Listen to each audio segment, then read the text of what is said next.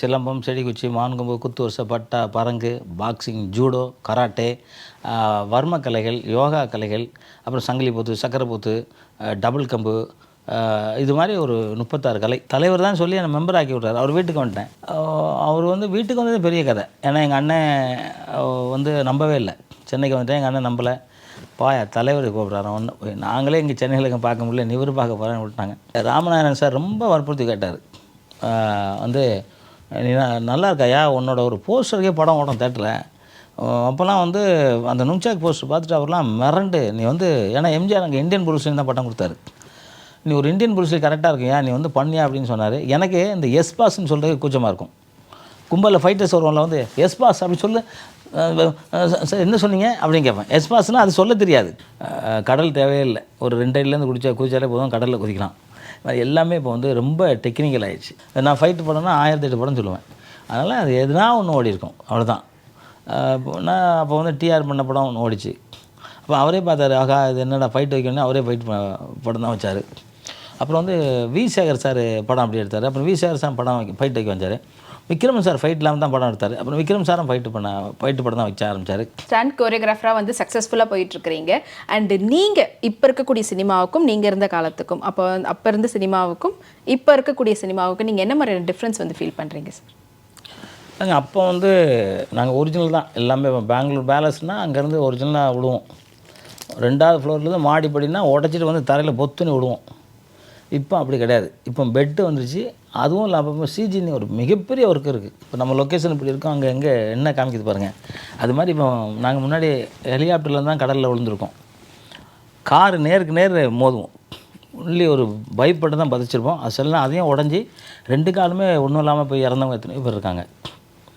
அது மாதிரி புலி சண்டையெல்லாம் புலி அடித்து செத்தவங்க இருக்காங்க. பாம்பு வந்து மலைப்பாம்போட ஃபைட் பண்ணுவோம். மலைப்பாம்பு அப்படி நொறுக்கி உடம்புலாம் இப்படியே போய் அதுக்கப்புறம் ஆப்ரேஷன் பண்ணி நிறையா பேர் அது மாதிரிலாம் இருக்காங்க. இப்போ அது எல்லாமே தேவையில்லை. புலி தேவையே இல்லை, புலி சண்டை போடலாம். கடல் தேவையே இல்லை, ஒரு 2 அடிலேருந்து குதிச்சாலே போதும், கடலில் குதிக்கலாம். எல்லாமே இப்போ வந்து ரொம்ப டெக்னிக்கல் ஆகிடுச்சு. ஆனால் புரட்சித் தலைவர் எம்ஜிஆர், ஜெய்சங்கர், மக்களுக்கெல்லாம் ஜெய்சங்கர், ரவிச்சந்திரன், இது மாதிரி அந்த காலத்தில் ஒரு ஃபைட்டுக்கு இருந்த வரவேற்பு இப்போ இருக்காங்கிறது எனக்கு தெரியல. ஏன்னா நான் சிலம்பம் எடுத்து தலைவர் சுற்ற ஆரம்பித்தான்னா தேட்டரில் எந்திரிச்சின்னு விசில் அடிப்போம். கத்தி ஃபைட்லாம் சும்மா கரகரன்னு டபுள் கத்தி சுற்றிட்டாருன்னா உட்கார மாட்டான், விசில் அப்படி கற்றுவோம். இப்போ ஃபைட் பண்ணுறாங்க, உட்காந்துருக்காங்க, எல்லாம் உட்காந்து பார்க்குறாங்க. என்னென்னா ஓகே இது வந்து சிஜி பண்ணியிருக்காங்கன்ட்டு, ஏன்னா போட்டு காமிச்சிடுறாங்கல்ல. அதனால் ஸோ அது அப்படி அவ்வளோ மாற்றங்கள் இருக்குது. ஆபத்து இல்லாமல் ஃபைட் பண்ணுறோம், ஆபத்து இல்லாமல் இருக்குது. ஆனால் இப்போ நீங்கள் சொன்ன மாதிரியே தான், அப்போ ரியலாக நீங்கள் பண்ணதுக்கும் இப்போ வந்து டெக்னிக்கல் வச்சு அதை வந்து கொஞ்சம் மாற்றி பண்ணும்போதும் உங்களுக்கு பார்க்கும்போது, எங்களுக்கு ஆடியன்ஸாக விடுங்க, உங்களுக்கு ஆன் ஸ்க்ரீன் பார்க்கும்போது எப்படி நீங்கள் ஃபீல் பண்ணுறீங்க அந்த டெக்னிக்கல் யூஸ் பண்ணி? முதல்ல வந்து இந்த உடற்பயிற்சிலாம் போயிடுச்சு. முதல்ல வந்து என்ன பண்ணுவோன்னா, உடற்பயிற்சி முக்கியமாக இருக்கும். கீழே விடுவோம்ல, இப்போ இங்கேருந்து கீழே விழுறோன்னா உடம்பு பலமாக இருந்தால் தான் இது ஒன்றும் ஆகாது. இப்போ நாங்களாம் அங்கேருந்து ஈஸியாக விழுந்துருவோம். ஃபஸ்ட் ஃப்ளோர், செகண்ட் ஃப்ளோர்லாம் ஈஸியாக விடுவோம். இப்போ நான் விழவே முடியும், ஒன்றா செத்து போயிடுவாங்க, உடம்பு வெடிச்சிடும். ஏன்னா உடம்புல பலம் கிடையாது யாருக்கும். அதே மாதிரி நாங்கள் வந்து டர்ன் ஃபாலிங் ஒன்று இருக்குது. அது வந்து டர்ன் பண்ணுவோம், அப்படி சுற்றி விட்டா கரெக்டாக ஒரு 4 சுற்றி கீழே விடுவோம். இப்போலாம் இல்லை, ரோப்பு. அதே மாதிரி இப்போ ஒருத்தர் தூக்கி இப்படி அடிக்கணும்னா உண்மையிலே டோபி ஷாட் அடிப்போம். அடித்து அந்த பெஞ்செலாம் உடஞ்சி விடும், உண்மையிலே உடையும். இப்போலாம் அதெல்லாம் தேவையில்லை. இப்போ வந்து ரோப்பு தூக்கி விட்டால் அது பாட்டு ஹீரோ அப்படி கை கொடுத்தாருன்னா போதும், அது பாட்டு விழுந்து போயிடலாம். சத்யராஜ் சார் அன்றைக்கி சொன்னார், 3 வயசு குழந்தை கூட இப்போ ஃபைட் பண்ணலாம் மாஸ்டர் ஈஸியாக அப்படின்னாரு. ஏன்னா அந்த மாதிரி டெக்னிக்கல் ஆகி போச்சு. ஆனால் அந்த சிலம்பம், செடிக்குச்சி இதெல்லாம் சுற்ற முடியாது. இதெல்லாம் வித்த தெரிஞ்ச மட்டும் தான் சுற்ற முடியும். கத்தி சண்டை அதெல்லாம் போட முடியாது. ஆனால் தலைவர் சுற்றுற மாதிரி இப்போ டபுள் கத்தி சுற்றினாலும் அப்படி நம்ம பார்த்துக்கிட்டுருவோம். என்ன அழகுடா அப்படின்னு நினைப்போம். அப்படி ஜப்டி போட்டுலாம் சுற்றுவார். என்ன பலம், அவர் ஓடுவார், அந்த மாதிரிலாம் வந்து பண்ண முடியாது. விஞ்ஞானம் வளர்ந்துருச்சு, அவ்வளோதான், அதுக்கு தான் சொல்ல முடியும். ஏன்னா வேறு ஒன்றும் சொல்கிறதுக்கு இல்லை. எங்கள் ஆளை பொறுத்த வரைக்கும் மரணங்கிறது ரொம்ப கம்மியாகிடுச்சு. ஏன்னா நாங்கள் வந்து விழுந்து ஸ்பாட்டில் எப்படியாவது மாதத்தில் ஒரு ஆள் செத்துருப்பாங்க, இல்லை 2 மாதத்தில் ஒருத்தர் செத்துருப்போம். அப்படி தான் இருக்கும் எங்களுக்கு, எல்லா வாழ்க்கையும் அப்படி தான் இருக்கும்.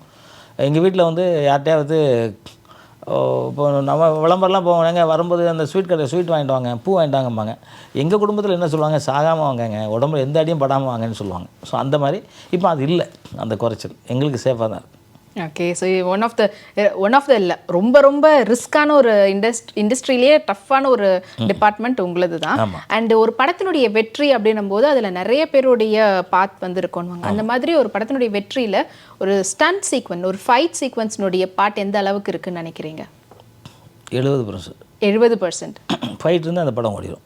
ஓகே, பட் இப்போ இருக்கக்கூடிய காலகட்டத்தில் பாட்டு இல்லாமல் ஃபைட் இல்லாமல் கூட படம்லாம் வருது. அந்த படம்லாம் கூட நல்லபடியாக ஹிட் ஆகுது. ஏதாவது ஒரு படம் தான், ஏன்னா ஒரு படம் தான் ஓடிருக்கேன். என்ன சொல்லுங்கள், என்ன படம் சொன்னீங்க?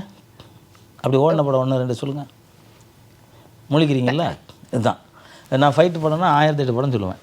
அதனால் அது எதுனா ஒன்று ஓடி இருக்கும், அவ்வளோதான். நான் அப்போ வந்து டிஆர் பண்ண படம் ஒன்று ஓடிச்சு.